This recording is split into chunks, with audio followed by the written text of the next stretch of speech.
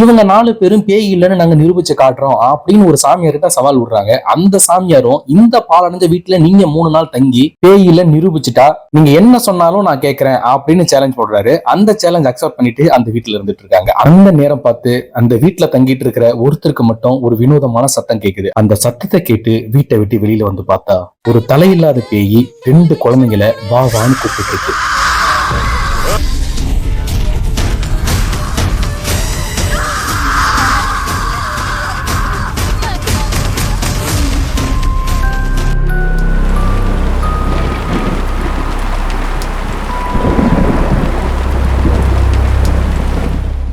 தயவு செஞ்சு இந்த வீடியோ யாரும் தனியா பாத்துறாதீங்க. ஏன்னா அந்த அளவுக்கு திகில் சம்பவங்கள் இந்த படத்துல இருக்கும். இப்போ படம் ஓபன் ஆனதும் இந்த 4 சின்ன பசங்களை காட்டுறாங்க. ஆக்சுவலா இந்த 4 பசங்க தான் படத்தோட ஸ்டார்டிங்ல காமிச்ச அந்த 4 பேரு. இவங்க ஸ்கூல் படிக்கும் போதுல இருந்தே ஃப்ரெண்ட்ஸா இருப்பாங்க.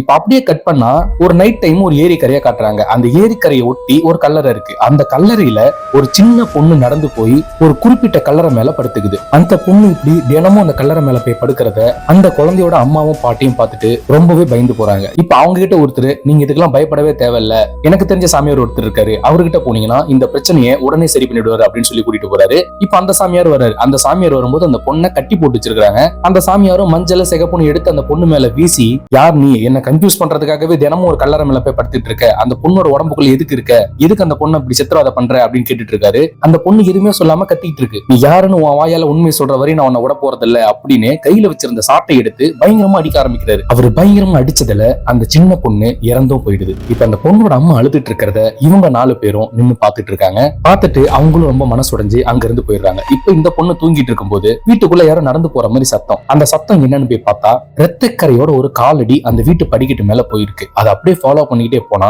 அந்த இறந்து போன பொண்ணு ஆவியா அந்த பொண்ணு முன்னால வந்து நிக்குது. அதுக்கப்புறமா தான் தெரியுது அவங்களுக்கு வந்தது ஒரு கனவு. அந்த கனவுல இருந்து எழுந்துடுறாங்க. இப்ப அடுத்த நாள் அவங்க ஃப்ரெண்ட்ஸை கூப்பிட்டு சொல்லிட்டு இருக்காங்க, இந்த மாதிரி நேத்து எனக்கு ஒரு கனவு வந்தது, அந்த பொண்ணோட இறப்புக்கு ஒரு நீதி கிடைச்சே ஆகணும், அந்த போலீஸ் சாமியாருக்கு தண்டனை வாங்கி கொடுத்தே தீரணும் அப்படின்னு சொல்லி பேசிட்டு இருக்காங்க. உடனே ஃப்ரெண்ட்ஸ் எல்லாருமே சேர்ந்து சவாலை எடுக்கிறாங்க. இப்ப அந்த போலீஸ் சாமியார் வீட்டுக்கு மாறுவேஷத்துல போறாங்க. அப்போ அந்த சாமியார் ஸ்டார்டிங்ல ஒரு குள்ளாக்காரன் வந்தான் பாத்தீங்களா, அந்த அம்மாவை வந்து அந்த சாமியார்ட்ட கூட்டிட்டு வந்தானே, அந்த குள்ளாக்காரனும் பேசிட்டு இருக்காங்க. இன்னைக்கு எத்தனை பேர் வந்திருக்காங்க அப்படின்னு கேக்குறாரு. அவனும் இன்னைக்கு ஒரு வயசான அம்மா 2 பொண்ணுங்க வந்திருக்காங்க, அந்த வயசான அம்மாவுக்கு பேய் பிடிச்சிருக்குது அப்படின்னு சொல்லிட்டு இருக்கான். உடனே அவரும் அந்த ஊர்ல யாராவது ரீசெண்டா இறந்தவங்க இருக்காங்களா அப்படின்னு கேட்க, ஆமா கொஞ்ச நாளைக்கு முன்னால 10வது படிக்கிற பொண்ணு ஃபெயில் ஆனதுனால கிணத்துல குதிச்சு சூசைட் பண்ணிக்கிச்சு அப்படின்னு சொல்றாரு. இதையெல்லாம் அந்த பொண்ணுங்க ஒளிஞ்சிருந்து மொபைல்ல வீடியோவா ரெக்கார்ட் பண்ணிட்டு இருக்காங்க. இப்ப உங்க வீடியோ எடுத்துட்டு இருக்கிறத ஒருத்தன் பாத்தாரான். இங்க என்ன பண்றீங்க அப்படின்னு கேட்டா ரெஸ்ட் ரூம் போக வந்தோம் அப்படின்னு சொல்லி சமாளிச்சுட்டு அங்க இருந்து போயிடுறாங்க. இப்ப அந்த சாமியாரும் உள்ள வந்த ஜனங்களை பார்த்த உடனே அந்த பேய் பிடிச்சிருக்க லேடியை பார்த்து அந்த பொண்ணோட பேரை சொல்றான், பேய் ஜெயலட்சுமி அப்படிங்கிறான். உடனே இவரும், ஜெயலட்சுமியா அது யாரு, இவங்க ஊர்ல கொஞ்ச நாளைக்கு முன்னால 10வது படிக்கிற பொண்ணு ஒண்ணு ஃபெயில் ஆனதுக்காக கிணத்துல குதிச்சு சூசைட் பண்ணிச்சுல, அந்த பொண்ணு தான் பேயா பிடிச்சிருக்கு அப்படின்னு பேசிட்டு இருக்கான். இந்த பொண்ணுங்க அதையும் வீடியோ ரெக்கார்ட் பண்ணிக்கிறாங்க. இப்ப இவங்க ரெக்கார்ட் பண்ணிட்டு இருந்ததை அங்க இருந்து ஆளுங்க பாத்துறாங்க. உடனே அங்க இருந்து தப்பிச்சு அந்த வீடியோ ஆதாரத்தை போலீஸ்ல கொடுத்துறாங்க. இப்ப போலீஸும் அந்த போலீஸ் சாமியார் அரெஸ்ட் பண்ணிட்டு போயிடுது. அது மட்டும் இல்லாம இன்னொருத்தர் தர்கால பேய் ஓட்டுறதா சொல்லி அங்க போடுற சாம்பிராணி புகையில ஏதோ ஒரு கெமிக்கலை கலந்து அந்த பொண்ணை பேச வச்சிட்டு இருப்பான். அதை இவங்க கண்டுபிடிச்சாங்க. அதையும் எடுத்து போலீஸ்ல கொடுத்து அவரையும் போலீஸ்ல புடிச்சு கொடுத்துறாங்க. இப்ப அந்த பொண்ணோட அம்மா கேக்குறாங்க, உனக்கு எதுக்கு இந்த தேவையில்லாத வேலை, யாரும் என்னமோ பண்ணிட்டு போறாங்க, நீ எதுக்கு இதெல்லாம் கேட்கற அப்படின்னு கேக்குறாங்க. உடனே அந்த பொண்ணும் அந்த வீட்டு வேலைக்காரம்மா பேரை சொல்லி, அவங்க ஒண்ணு யாரோ கிடையாது, நம்ம குடும்பத்துல ஒருத்தங்களா எத்தனை வருஷம் இருந்தவங்க தானே, அவங்க பொண்ணு அந்த போலீஸ் சாமியாரால தான் இறந்துச்சு, அதனாலதான் அந்த போலீஸ் சாமியாரை புடிச்சு கொடுத்தேன். அந்த பொண்ணுக்கு பேயெல்லாம் பிடிக்கல, அந்த பொண்ணுக்கு தூக்கத்துல நடக்கிற வியாதி, அதனாலதான் நைட்ல நடந்து போய் தான் என்ன பண்றேன்னே தெரியாம அந்த கல்லறை மேல படுத்துட்டு இருக்கா. அதுக்கு கூட்டிட்டு போய் டாக்டர்கிட்ட காட்டாம தேவையில்லாம அந்த சாமியார்ட்ட கூட்டிட்டு போனதுனால இப்ப பாருங்க அந்த பொண்ணு இறந்துருச்சு அப்படின்னு சொல்லிட்டு இருக்காங்க. இப்ப அடுத்து நம்ம ஃப்ரெண்ட்ஸா மீட் பண்ணி பேசிட்டு இருக்காங்க. இப்ப இந்த குரூப்ல இருக்கிற இந்த பொண்ணு வந்து கன்சீவ் ஆயிருக்கும் போல, அதுக்கு எல்லாரும் வாழ்த்து சொல்லிட்டு இருக்காங்க.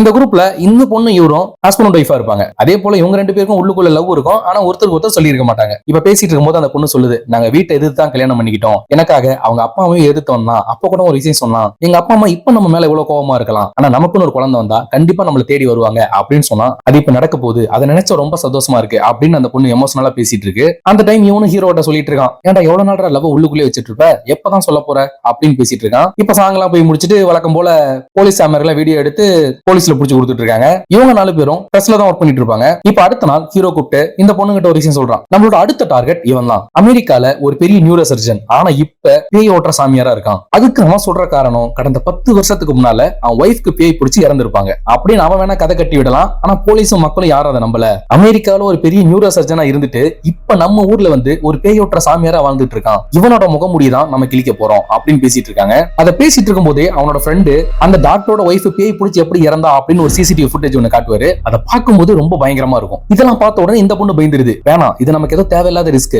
நம்ம இதுக்குள்ள போக வேணாம், எனக்கு என்னமோ ரொம்ப பயமா இருக்கு அப்படின்னு சொல்லிட்டு இருக்கு. உடனே இவங்கலாம் என்ன பயந்துட்டு இருக்கிற, நம்ம இதுக்கு முன்னால எத்தனை பேரோட முகமுடியை கிழிச்சிருக்கோம், கண்டிப்பா இவனோட முகமுடியை நம்ம கிழிச்சே ஆகணும், இவன மாதிரி ஆளுங்களால தான் நம்ம நாடு இப்படி போயிட்டு இருக்கு அப்படின்லாம் பேசிட்டு இருக்காங்க. பேசிட்டு வழக்கம் போல சபதம் எடுக்கிறாங்க. ஆனா இந்த பொண்ணு மட்டும் நான் வரமாட்டேன் அப்படின்னு சொல்லி கிளம்பி போயிடுது. இப்ப அடுத்த நாள் எப்படியும் பேசி கன்வின்ஸ் பண்ணி கூட்டிட்டு வந்துடுறாங்க. கூட்டிட்டு வந்து அந்த பொண்ணு அப்பயும் சொல்லிட்டு இருக்கு, அப்போல இருந்தே சொல்லிட்டு இருக்கேன் இதெல்லாம் நமக்கு தேவையில்லாத வேலைன்னு. உடனே அதோட வீட்டுக்காரன், நம்ம குழந்தைக்கு இப்படி நடந்தா நீ சும்மா இருப்பியா அப்படின்னு சொல்லிடுறான். உடனே அந்த பொண்ணு கோவப்பட்டு பலார்னு ஒரு அறை விட்டுருது. அதுல இந்த பைபிள்ல டென்ஷன் ஆகி கார்ல போய் கோச்சிட்டு உட்காந்துருக்கான். இப்ப அங்க இருந்து அவனை கன்வின்ஸ் பண்ணிட்டு பேசிட்டு கிளம்பி போயிட்டு இருக்காங்க. இப்ப அங்கிருந்து கட் பண்ணி மலையில இருக்கிற ஒரு கிராமத்தை காட்டுறாங்க. அந்த கிராமத்துல புண்ணியவதின்னு ஒரு கேரக்டர், இவங்க தான் அந்த புண்ணியவதி. இவங்க, அவங்க பையன், அவங்க ஹஸ்பண்ட் 3 பேரும் எங்கேயோ சந்தோஷமா கிளம்பிட்டு இருக்காங்க. அவங்களும் அவங்க பையனை அழகா ரெடி பண்ணி பைக்ல கூப்பிட்டு அங்க இருந்து கிளம்புறாங்க.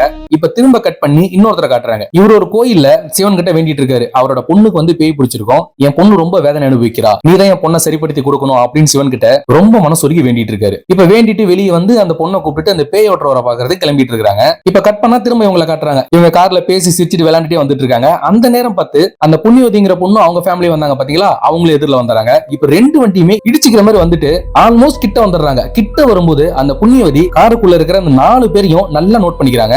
இப்ப கார் அவங்க இடிக்க கூடாதுங்கிறதுக்காக அப்படி இப்படி திருப்பி ஒரு வழியா ஆக்சிடென்ட்ல இருந்து தப்பிச்சிருது. இப்ப கார் அவங்க இடிக்கல, பைக் ஒரு ஓரமா போய் பிரேக் அடிச்சு நின்றுது. இப்ப பைக்ல இருந்தவரு அவர் பையனுக்கு அப்பாடா எதுவும் ஆகல அப்படின்னு சொல்லிட்டு சரி புண்ணியவதி கிளம்பலாமா அப்படிங்கிறாரு. ஆனா பின்னால உட்கார்ந்து இருந்தவங்கள காணோம். உடனே ஒரு செகண்ட் ஷாக் ஆகி பின்னால உட்கார்ந்து இருந்தவங்களுக்கு என்ன ஆச்சுன்னு பைக்கை நிறுத்திட்டு கீழே இறங்கி பாக்குறாரு. அந்த பைக் ஸ்கிட் ஆனதுல அவங்க பைக்ல இருந்து தவறி அந்த மலையில இருந்து கீழே விழுந்திருப்பாங்க. கீழே விழுந்து இப்ப உயிருக்கு போராடிட்டு இருக்காங்க. அந்த நேரம் பார்த்து இவரும் அவர் பொண்ணை பேயோட்டர்கிட்ட கூட்டிட்டு போறதுக்கு வந்துட்டு இருக்காரு. அப்போ இவர் கதறிட்டு இருக்கிறத பார்த்து வண்டியை நிறுத்திட்டு அந்த பொண்ணுக்கு என்ன ஆச்சுன்னு பார்க்கலாம் கிட்ட போறாரு. ஆனா அந்த பொண்ணு இவரோட முகத்தை நல்லா உத்து பார்த்துக்கிட்டே உயிரை விட்டுருது. இப்ப அந்த புண்ணியவதியோட கணவரும் பயங்கரமா அழுகுறாரு. இப்ப அந்த சாமியாரை காட்டுறாங்க. அந்த சாமியார்ட்ட இவரும் அவர் பொண்ணை கூட்டிட்டு வராரு. இப்ப அந்த சாமியார வர நம்ம பப்ளு பித்திவராஜ் ஒவ்வொருத்தவங்களுக்கும் எப்படி பேய் ஓட்டுறாருன்னா, அவர் ஒரு தட்டு ஃபுல்லா சாப்பாடு உருண்டை பிடிச்சி வச்சிருக்காரு. அந்த உருண்டைய ஒவ்வொருத்தவங்களுக்கும் கொடுக்குறாரு. அந்த உருண்டையை அவங்க கடிச்சதுக்கு அப்புறம் அந்த உருண்டையை ஓபன் பண்ணி பாக்குறாரு. உள்ள எதுவுமே இல்லாம நார்மலா இருந்ததுன்னா அவங்களுக்கு பேயெல்லாம் எதுவுமே இல்ல, அவங்களுக்கு நார்மலா ஏதோ ஒரு மெடிக்கல் ப்ராப்ளம் தான். அவங்களுக்கு இந்த ஸ்பெஷலிஸ்டான டாக்டர் இருக்காங்க, அவங்க கிட்ட கூட்டிட்டு போய் காட்டுங்க, சரி பண்ணலாம் அப்படின்னு சொல்லி அனுப்பி வச்சிடறாரு.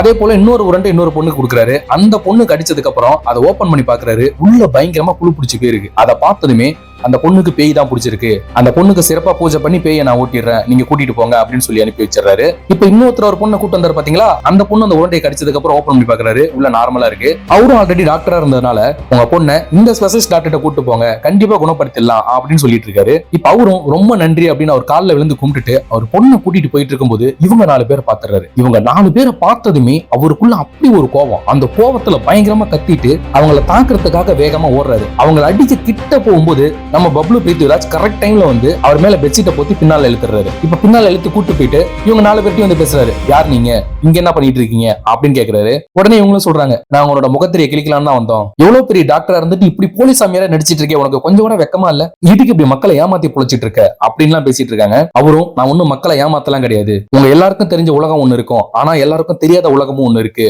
அதுதான் இருள் சாம்ராஜ்யம். அந்த இருள் சாம்ராஜ்யம் மூலமா எத்தனை மக்கள் வேதனை அனுபவிச்சுட்டு இருக்காங்க, அந்த வேதனையை சரி பண்றதுக்காக தான் நான் இப்படி மாறி இருக்கேன் அப்படின்னு சொல்லிட்டு இருக்காரு. ஆனா அவர் சொல்றது எதையுமே இவங்க யாருமே நம்பவே மாட்டாங்க. அவர் என்ன சொன்னாலும் அதுக்கு ஆப்போசிட்டாவே பேசிட்டு இருக்காங்க. இவங்க பேயின்னு ஒண்ணு கிடையவே கிடையாது, நீங்களா கட்டி விட்ட கட்டுக்கதை தான் அது அப்படின்னு சொல்லிட்டு இருக்காங்க. பேய் இருக்கிறத நான் நிரூபிச்சுட்டா நீங்க என்ன பண்றீங்க அப்படின்னு கேக்குறாரு. அவங்களும் முன்னால முடிஞ்சா நிரூபிச்சு காட்டு பார்ப்போம், இத்தனை வருஷமா எங்க முன்னால வராது பேய், இதுக்கப்புறம் எப்படி வரப்போகுது அப்படின்னு கேக்குறாங்க. உடனே அவரும் ஒரு சேலஞ்ச் போடுறாரு. நான் சொல்ற இடத்துல 3 நாள் தங்குங்க, அந்த 3 நாள் தங்கியும் பேயை நீங்க கண்ணுல பாக்கல அப்படின்னா நான் இது எல்லாத்தையுமே நிறுத்திட்டு உங்க காலில் விழுந்து மன்னிப்பு கேட்டு நீங்க என்ன சொல்றீங்களோ அதை நான் கேட்கறேன் அப்படிங்கிறாரு. அவங்களும் அந்த சேலஞ்சுக்கு அக்செப்ட் பண்ணிட்டு அவர் கூட கிளம்பி போறாங்க. கிளம்பி போனா ஒரு பெரிய பாலடைஞ்ச வீடு. அந்த வீட்டு வாசலுக்கு போன உடனே அந்த வீட்டை பத்தி ஒரு கதை சொல்றாரு. இந்த வீடு கட்டி முடிச்சதுமே கட்டி முடிச்ச கொத்தனாரு கூட வேலை செஞ்ச 2 பேரையும் கொலை பண்ணிட்டு அவரும் தற்கொலை பண்ணிட்டாரு. அதுக்கப்புறம் இந்த வீட்டை ஒருத்தன் விலைக்கு வாங்கினா, விலைக்கு வாங்கி ஒரே நாள் தான் தங்கினா, அடுத்த நாள் என்ன ஆச்சுன்னு தெரியல, அந்த வீட்டுல இருந்து எல்லாருமே இறந்து கிடந்தாங்க அப்படின்னு சொல்றாரு. அவங்க இதெல்லாம் கேட்டுட்டு இதை விட பெட்டரா ஏதாவது கதை சொல்லுங்க, எங்களை பயமுறுத்துறதுக்காக தான் சொல்றீங்கன்னு புரியுது, ஆனா நாங்க இதுக்கெல்லாம் பயப்பட மாட்டோம் அப்படின்னு கிண்டல் அடிச்சிட்டு இருக்காங்க. அந்த வீட்டுல தங்குறதுக்கு அவரு சில ரூல்ஸ் சொல்றாரு. அந்த வீட்டை சுத்தி சுத்தி வந்து ஒரு 4 கோலம் போட்டு வச்சிருப்பாரு. இதை எக்காரணத்தை கொண்டு அழிச்சிடாதீங்க, இது உங்களோட சேஃப்டிக்காக தான் போட்டிருக்கேன் அப்படின்னு சொல்லிட்டு வீட்டுக்குள்ள அனுப்பி விட்டு வந்துடுறாரு. இப்ப வீட்டுக்குள்ள போறாங்க. வீட்டுக்குள்ள போனா வீடியோ பயங்கரமா பால் அடிஞ்சு ஒரு மாதிரி பயங்கர டஸ்டா இருக்கு. ஆனா இந்த பொண்ணுக்கு மட்டும் மனசுல பட்டுட்டே இருக்கு, இங்க ஏதோ தப்பா இருக்கு, நாம இங்க இருந்து கிளம்பிடலாம் அப்படிங்கிற மாதிரி பேசிட்டு இருக்கு. அதுவும் இல்லாம இந்த பொண்ணுக்கு மட்டும் ஒரு பேட் ஸ்மெல் ஒண்ணு வந்துகிட்டே இருக்கும். அதுவும் இல்லாம ஒரு சத்தம் ஒண்ணு கேட்கும். அது என்னடா சத்தம்னு மாடியில் இருக்க ஜன்னலை திறந்து பார்த்தா அந்த வீட்டோட காம்பவுண்டுக்குள்ள யாரோ 2 பேர் நின்னுட்டு இருக்காங்க. அதுல ஒருத்தனோட மண்டையை அடிச்சு உடச்சிட்டு இருக்கான். இப்ப அவன் பொறுமையா திரும்பி பாக்குறான். அந்த பொண்ணு பயந்து உள்ள வந்துருது. உள்ள வந்து இந்த பக்கம் திரும்பும் போது மாடி மேல இருந்து ஒருத்தன் தூக்கு போட்டு தொங்குறான். இப்ப அதையும் பார்த்து அந்த பொண்ணு பயந்துருது. பயந்துட்டு திரும்பும் போது திரும்ப எதிரில யாரோ மேல இருந்து குதிச்சு தற்கொலை பண்ணிக்கிற மாதிரி தெரியுது. இதெல்லாம் பார்த்து அந்த பொண்ணு ரொம்ப பயந்து திரும்பும் போது அந்த பொண்ணோட ஹஸ்பண்ட் வந்துடுறாரு. நீ இதுக்கெல்லாம் பயப்படாத, அந்த சாமியை நம்மள பயமுறுத்துறதுக்காக ஏதோ பண்ணி வச்சுட்டு போயிருக்கான் அப்படின்னு சொல்லிட்டு அந்த பொண்ணை உள்ள கூட்டு போயிடறான். அதே போல இவங்க 2 பேரும் வெளியில வந்து தனியா பேசிட்டு இருக்காங்க. 3 நாள் அந்த வீட்டுல தங்கி எதுவும் இல்லைன்னு ப்ரூவ் பண்ணிட்டு அந்த சாமியார மண்ணை கவ வைக்க முட மாட்டோம் அப்படின்னு பேசிட்டு இருக்காங்க. இவங்க பேசிட்டு இருக்கும்போது ஒரு வௌவால் இவங்களை அட்டாக் பண்ண வருது. அட்டாக் பண்ண வந்து பின்னால இருக்கிற மரக்கலையில குத்தி இறந்துருது. அந்த பொண்ணு அப்ப கூட கிண்டலா சொல்லுது, அந்த சாமியார் நம்மள பயமுறுத்துறதுக்கு நீ என்னெல்லாம் பண்ணி வச்சிருக்கானோ தெரியல அப்படிங்கிற மாதிரி பேசிட்டு திரும்பி பாக்குது.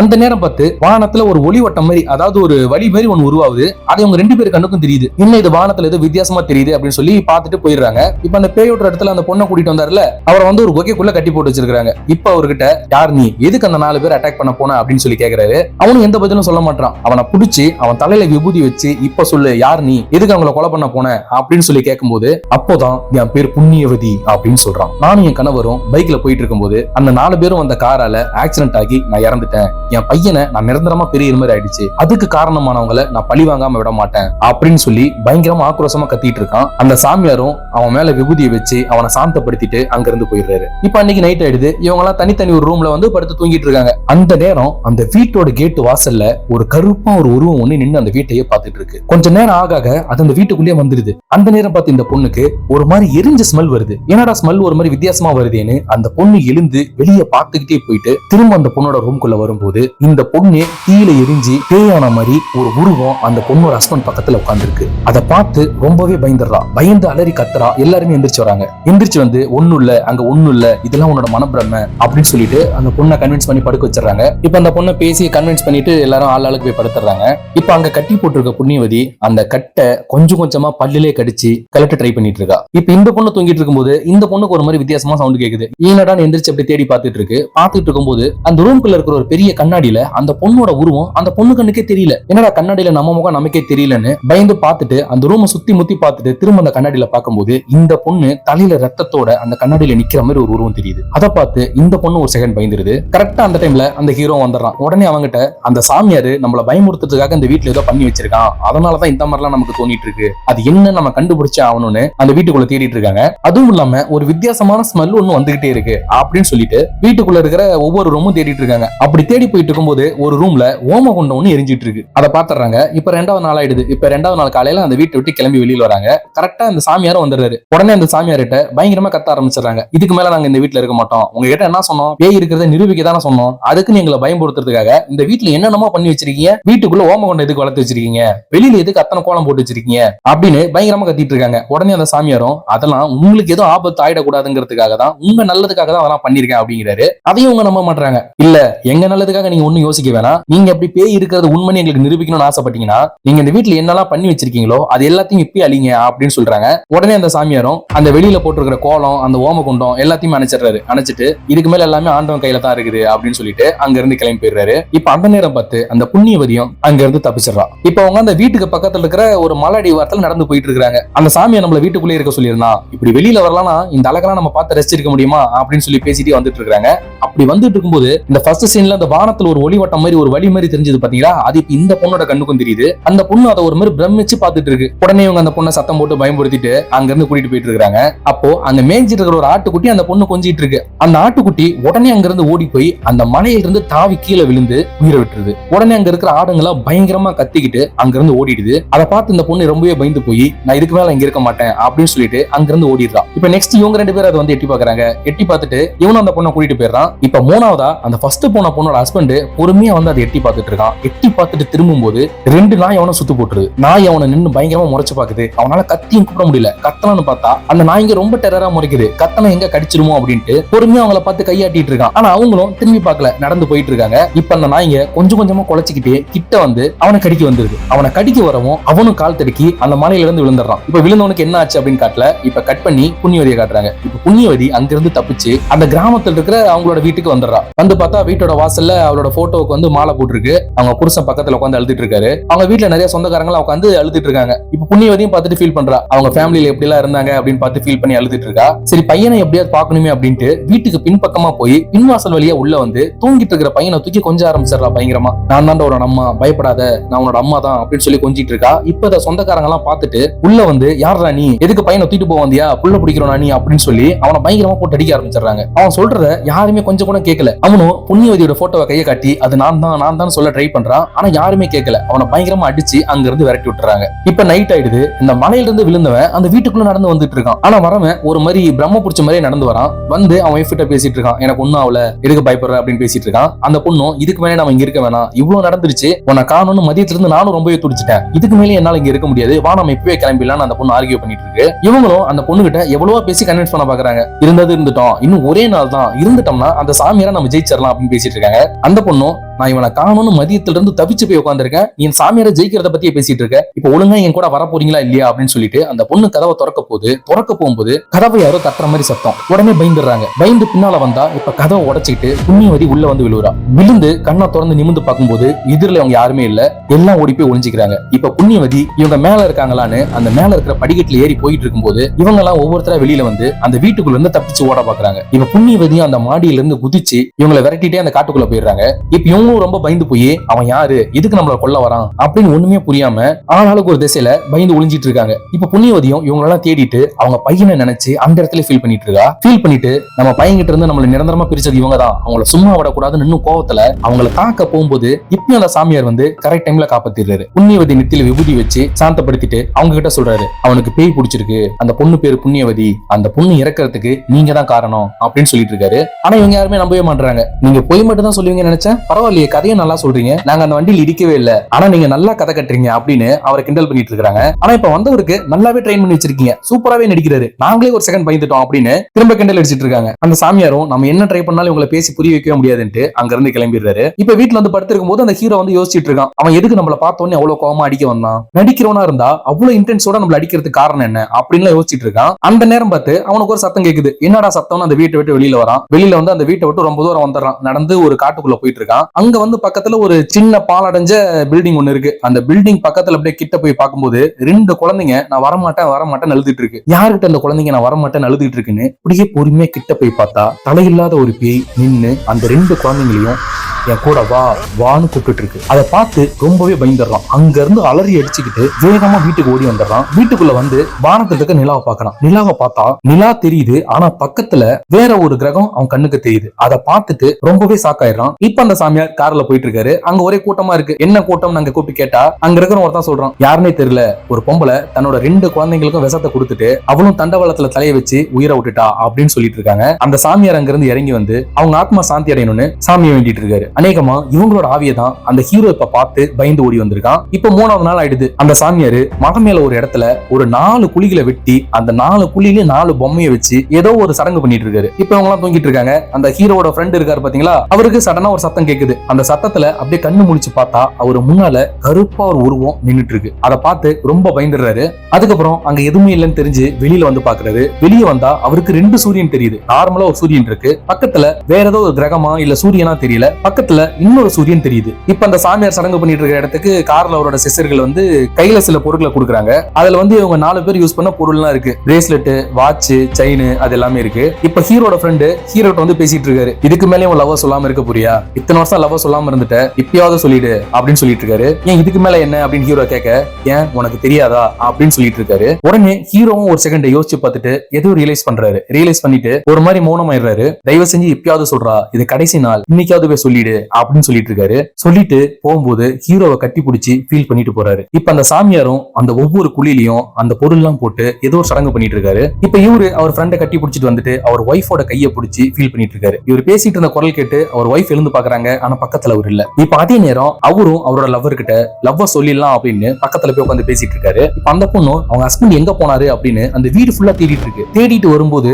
ஒரு ரூம் வாசல்ல அவங்க ஹஸ்பண்ட் படுத்திருக்காரு. படுத்து அந்த பொண்ணையே பார்த்துட்டு இருக்காரு. உடனே அந்த பொண்ணும் நீ இருக்கடா இங்க வந்து படுத்திருக்க, என்னாச்சு உனக்கு அப்படின்னு பேசிக்கிட்டே கிட்ட வருது. ஆனா கிட்ட வரதுக்குள்ள அந்த ரூம்குள்ள அவங்க ஹஸ்பண்ட ஏதோ ஒண்ணு வேகமா உள்ள இழுத்துருது. இப்ப அந்த பொண்ணு ரொம்ப பதறி போய் அந்த ரூம்குள்ள என்ன இருக்குன்னு தேடி வந்து பாக்குறா. அந்த ரூம்குள்ள அந்த கருப்பு உருவம் ஒண்ணு நின்னுட்டு இருக்கு. அதை பார்த்து ரொம்பவே பயந்து கட்டிடுறா. உடனே இவங்க 2 பேரும் வந்துடுறாங்க. உடனே ஹீரோ கிட்ட அவனை ஏதோ ஒண்ணு அந்த ரூம்குள்ள இழுத்துட்டு போயிடுச்சு, நான் பார்த்தேன், கருப்பு ஒரு உருவம் நின்னுட்டு இருக்கு அப்படின்னு சொல்லிட்டு இருக்கா. இப்ப ஹீரோக்கு பயங்கரமா பயம் வந்துருது. ரொம்ப ஒரு மாதிரி பயத்தோட அந்த ரூமை பொறுமையா எட்டி பாக்குறாரு. அவருக்கும் அங்க ஏதோ இருக்கிற மாதிரி தெரியுது. ஆனா ஹீரோயின் மட்டும் அதை நம்பவே மாட்டாங்க. அந்த சாமியார்லாம் அதெல்லாம் அதை பண்ணிட்டு இருப்பான், அவனுக்கு ஒன்னும் ஆயிருக்காது, அவனை எதுவும் இழுத்துட்டு போயிருக்காது அப்படின்னு சொல்லி பேசிட்டு இருக்கு. ஆனா இந்த பொண்ணு அதெல்லாம் கிடையாது, நான் பார்த்தேன், அவனுக்கு ஏதோ ஒண்ணு உள்ள இழுத்துட்டு போச்சு, அவனை காணோம், உள்ள நான் பார்க்கும்போது கருப்பா ஒரு உருவம் நின்னுட்டு இருந்துச்சு அப்படின்னு சொல்லி தலையில அடிச்சுட்டு பயங்கரமா அழுதுட்டு இருக்கு. இப்ப ஹீரோக்கு பயங்கரமா பயம் வந்துருது. இப்ப அந்த ஹீரோயினும் இவங்க சொல்றதை கேட்காம அந்த வீட்டை விட்டு வெளியில போயிடுறா. இந்த பொண்ணு அங்க உட்கார்ந்து அழுதுட்டு இருக்கு. இப்ப ஹீரோ திரும்பி பார்க்கும்போது இந்த பொண்ணுக்கு பின்னாலையும் அந்த கருப்பு உருவம் நிக்குது. இப்போ ஹீரோ பயந்து போய் அந்த பொண்ணு கிட்ட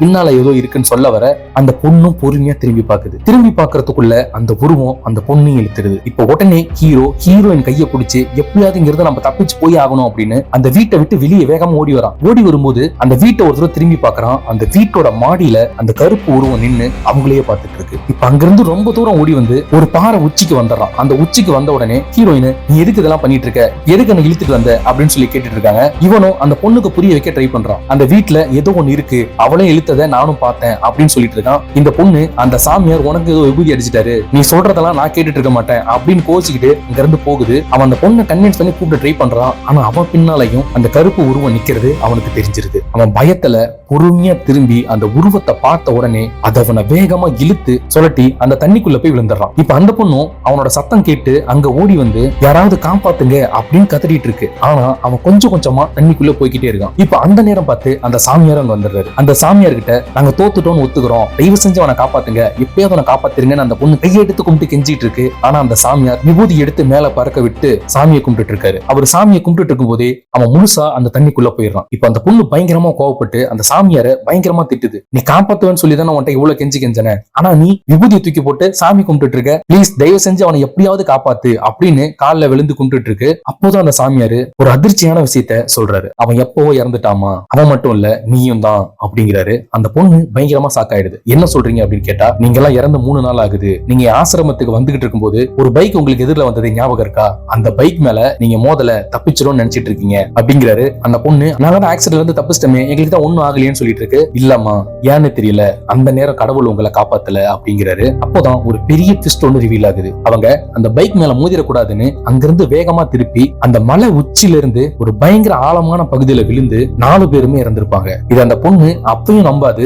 அவர்கிட்ட திரும்ப ஆர்கியூ பண்ண பாக்கும். உடனே அந்த சாமியாரு, உனக்கு புரிய வச்சு தீரணும் அப்படின்னு அந்த பொண்ணோட நெத்தில விபூதி வைக்கிறாரு. அப்பதான் அந்த பொண்ணுக்கு எல்லாமே ஞாபகம் வருது. இவங்க 4 பேரும் அந்த ஆக்சிடென்ட்ல இறந்திருப்பாங்க. அதுலயும் அந்த கர்ப்பிணி பொண்ணு கார்ல இருந்து லீக் ஆன பெட்ரோல்ல தீப்பிடிச்சு அந்த இடத்துல உடல் கருகி இறந்திருக்கும். அதனாலதான் அந்த பொண்ணுக்கு மட்டும் ஆரம்பத்துல இருந்தே ஒரு வித்தியாசமான ஸ்மெல் வருது, ஏதோ எரிஞ்ச ஸ்மெல் வருதுன்னு சொல்லிட்டே இருந்திருக்கும். அவங்க புருஷன் பக்கத்துல அந்த பொண்ணு எரிஞ்ச மாதிரி உட்கார்ந்து இருந்ததும் அதுதான். அந்த பொண்ணோட ஹஸ்பண்ட் மலையில இருந்து கால் தடிக்க விழுந்து அவனுக்கு எதுவும் ஆகாதது காரணமும் அதுதான். ஹீரோட கண்ணுக்கு நிறைய ஆவிகள் தெரிஞ்சது காரணமும் அதுதான். அதே போல படத்துல ஆரம்பத்துல இருந்து இவங்களுக்கு வானத்துல ஒரு ஒளிவட்டம் தெரிஞ்சிருக்கும். அந்த ஒளிவட்டம் என்னன்னா இவங்க சொர்க்கத்துக்கு போறதுக்கான வழிதான் அது. இதெல்லாம் சொல்லி முடிச்சதுமே அந்த பொண்ணு, நான் என் அம்மாவையும் தங்கச்சியும் பார்க்கணும் அப்படின்னு சொல்றா. உடனே அந்த சாமியாரை கூட்டிட்டு போறாரு. கூட்டிட்டு போனா ஒரு ஏரிக்கார ஓரத்துல அந்த பொண்ணு இறந்ததுக்காக அந்த பொண்ணுக்கான சடங்கு பண்ணிட்டு இருக்காங்க. அந்த பொண்ணு அது தூரமா நின்னு பார்த்து ஃபீல் பண்ணிட்டு இருக்கா. அப்ப அந்த கருப்பு உருவம் வந்ததே அது என்ன அப்படின்னா அதுதான் மரணம். அது இவங்களோட ஆத்மாவை இங்க இருந்து கூட்டிட்டு போறதுக்காக வந்திருக்கும். நீங்க அதை அக்செப்ட் பண்ணிட்டு அது கூட போனீங்கன்னா அது கடவுள் அனுப்புன தேவதூதனா மாறும். இல்ல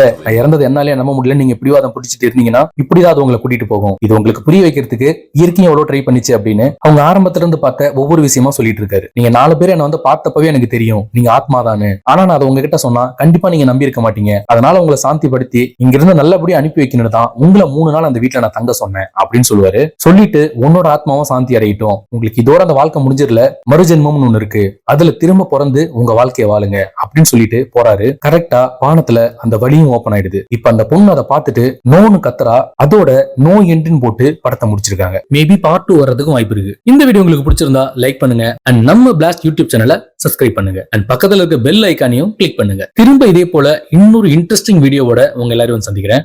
This is Vijay Kumar signing off. Bye.